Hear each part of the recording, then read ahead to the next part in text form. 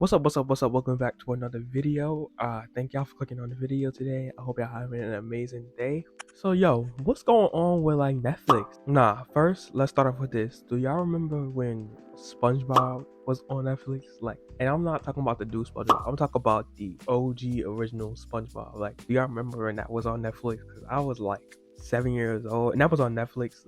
It was one in a lifetime. I remember when SpongeBob was on Netflix. The old SpongeBob, not the trash SpongeBob. Sorry, SpongeBob fans. I'm sorry, but yeah, that was like really good time. This was back when Netflix was $8 for a month, I think, and the subscription was only $8. And I think there was like a premium subscription, it was like $11, something like that. And then yeah, that's when physical media was still a thing and people were still buying CDs. Like we had that red box thing, whatever. We have Blockbuster was still a thing, so physical media was still a thing, and Netflix wasn't popping like it is now. But we fast forward to today, and Netflix is by far the most popular streaming service, like the most successful and popular streaming service. Like if you ask anybody what's their Netflix account, you just know they have a Netflix account. You don't even have to ask them if they have a Netflix account. Everybody has a Netflix account.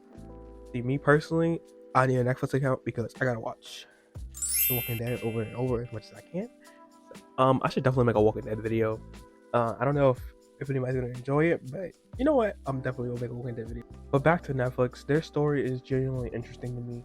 Like, it's a lot of like key factors that play into why they became so popular in the way they are. Like physical media dropping off, subscription services being more popular, and cable was just dropping off because it's like you're paying hundreds of dollars for cable a month, and Netflix has like literally not everything, no, I mean, but like so many TV shows like at a price of just $8 a month, and there's no ads. That's a big factor. There was no ads on Netflix. So in the 2010s, Netflix began to start putting bangers on their like platform. I believe at first they were like a subscription company, like they would like send you stuff through DVD, like they were physical too, but they were still subscription though. Like they're still subscription based. But in the 2010s, they had their own app, and they would just like put stuff on, how we have it now today. And they started putting bangers on their app, and that's why I feel like cable like began to drop off. But of course, Netflix was bound to rise in popularity, and this skyrocketed too when they started dropping their own series called Netflix series. So these shows are like been worthy to watch because Netflix will release all of them like just straight out the packet. Like it wouldn't be like they wouldn't have to wait for the show to release them and then put them on like they were doing. Like they would just drop all their episodes at once, so they were binge worthy content. So basically you would just binge it and get hooked on to the show.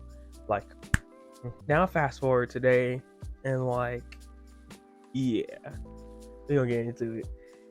But first, be sure to like, comment, and subscribe. Share my video. I appreciate y'all. Let's get into it. Fast forwarding today in 2025, what do we have? So Squid Game final season just released, which is season 3, and the internet is literally blowing up storm over this. So in my opinion, the ending was pretty garbage. Like I'm not gonna lie. Like it was so unnecessarily underwhelming. Like you told me that they couldn't think of any other way to end it. I mean, I get it. The whole meaning behind player 456, and yes, I'll be referring to him as player 456 because I'm not gonna butcher his name. His final message, I get it, but bro, no offense, and I love kids. Trust me, I love kids. But this baby just completely took over in bigger storyline, like an entire bigger storyline that was building throughout season 2. Like it just became so confusing in season 3 what the plot line was leading to. It became really obvious what was going to happen because of a huge thing called plot armor. Now, it's not wrong with plot armor, right? But like you have to implement it into the show without it being like so obvious. Like for example, during the opening of the season, everyone a part of the takedown literally died except for 456. He was just saved conveniently out of all other people who were killed. Person that was saved, I don't know the name. I don't know the player name numbers, but you know what I'm talking about if you watch the show. The square head girl, she saved the guy. I don't know the names, and I'm not gonna butcher their names, so I'm not gonna even look them up. But the point is that 456 was saved just conveniently out of all the players who were killed, and that's just the beginning of problems with season 3. Like, it just has so many plot lines that just felt so useless and like they didn't go anywhere. And oh my god, literally don't get me started on player 333 because he pissed me off the entire season. I wanted this man to die by the first episode of season 3. Maybe even season 2, I wanted him to die, but I didn't really hate him in season 2. But season 3, like, he was just pissing me off the whole time. Like, but you want to know the worst part of all of this? It took damn near 4 years for them to come out with this. Now, it probably doesn't seem like a lot of time, but for a TV show that was hyped as Squid Game, that was really disappointing. Like, and it's just a pattern of modern Netflix series that just come with this. Like, which, speaking of, let's get into the next series. Oh boy, I strap in for this one because it's gonna be long. Certain Things has to be the most exciting but numb show ever. Like, and I actually know the characters' names for this one, so yeah, we can actually say character names. But I don't know what it is. Maybe the show is overrated. Like, I'm coming to the conclusion that maybe the show is just overrated. But to me, season 1 was like so freaking good. It was definitely the best season. You know, you season 4 defenders really need to like get up out of here. Like, season 1 was definitely the best season. There's no competition like when it comes to Stranger Things. Season 1 was just simply a good show. Like, it was a good story. Like, it's simple story. It wasn't too like complicated, and it was mysterious. Like, that's the thing. It was mysterious. Season 2 was also pretty good. It kept pretty much the same formula as season 1, and actually expanded on the story that made sense. Yeah, it made sense when they expanded on the story. Season 3 is where like the shit get real. Like, and I'm talking bad, y'all. Like, where the did Russians come from? Like, where?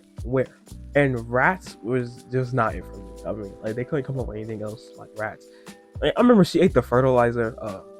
The older lady that Nancy and Jonathan visited, she ate the fertilizer, and I was just like, wait, where is this season going? Like, I don't know. It was getting like really supernatural, like freaky supernatural at this point. Like, it wasn't like a little mysterious show. Like, it was just like a freaky supernatural show, and I'm just like, yeah, popularity is killing this show. I did like some of season 3 though. I won't lie. I like the Starcourt Mall. I like the character evolution. And yes, I'm talking about the relationship drama. It was entertaining to me. I don't care, especially Elle and Mike, because I love those characters. So of course it's gonna be entertaining to me.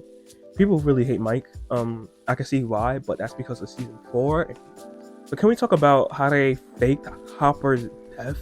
Yo, that actually made me cry, and that is actually something that saved the season because it actually made me care about the season. But that's the thing, this show really gets you attached to the characters, a part of it, and that's the thing I really love about Stranger Things. Like, I think that's what made me like it. Like, that's why I don't think it's overrated necessarily, but like, it's starting to become overrated to me. So by now you can probably tell that I don't like season 4, and yeah, I think it's bad. Like, doesn't make no sense. Like, the season does not fit with the show to me. Okay, like, not entirely, but it just feels like the story is season 4. It just feels like they started to produce the story as the season went. Like, season 2, yes, obviously they're producing the story as the show goes, but season 2 like did it in a way that season 4 couldn't. Like, it made it seem like the, I don't know how to explain it, but it integrated the story pretty well. Like, did not make it seem so obvious that they're just like making the story up as they go. Season 4 is just like, it's just slapping things on the wall and letting it stick. Like, that's what it feels like. The only thing with season 2 did, I will say, I will call it out, is that I'm pretty sure Elle was supposed to die at the end of season 1, but they just brought her back because, okay, of course they're not gonna kill her off. They didn't think they were gonna like make another season. So when they got so popular, of course Elle had to come back because she's like one of the main characters.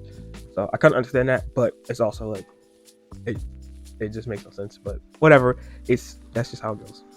But not as bad as season 4. Hella damn plot holes. You telling me Dr. Brenner survived his season 1 death with the Demogorgon? Like, this is how I know season 1 was not supposed to, like, this is how we all know season 1 was not supposed to like carry on. Like, it was supposed to be a one-time show because they killed Dr. Brenner at the end of season 1.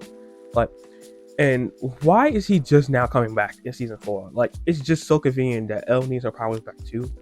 I don't know. Season 4 just don't sit right with me. Like, and so season 5 is probably not going to be any better. But oh wait, speaking of season 5, we're still waiting on it. We don't have it. Never mind. So no, but in all seriously, yes, it's been 3 years again. Netflix is taking 3 years to release another season of Stranger Things. And to be honest, the show cannot be back. The show cannot be what it was in 2016. Like, it's just never gonna get back to that state. I will never forget how iconic like season 1, episode 1 was, with Will going missing. It got me hooked on like immediately. Like, I'm talking about, I was into the show. Like, season 4 just like does too much. Like, the snapping of people's bodies, and then like the more like ghostly possession, like with Vecna. it just throws it off because it's not what Stranger Things was about. It was about like a mystery, suspenseful series. It looks like the show will be ending soon, and sadly, I will be tuned in. I just think the show has ran its course, anyways. Though it's been about 10 years, like half of my life has went by, and this show is still in production with only 4 seasons. Like Netflix, man. Honestly, there is so many series that I could speak on that literally got trashed in the bag. They flopped, or Netflix decided to put money into better things and just rushed them to the end. Do y'all remember Raising Dion? Yeah, that show is honestly sucked in my opinion, so let's move on. I'm not okay with this. It was so good. Like, I'm talking about mysterious and different. Of course, Netflix chops it off and cancels it after building up an entire season 2 potential, though. Whatever. I'm still mad about that show, though. I'm not gonna lie. So, if we want to talk about more casual shows, we can talk about Atypical. Atypical was a good one. Honestly, I don't actually have anything bad to say about this one, but it's a rare instance of Netflix actually finishing out one of their series and not just rushing it to the end.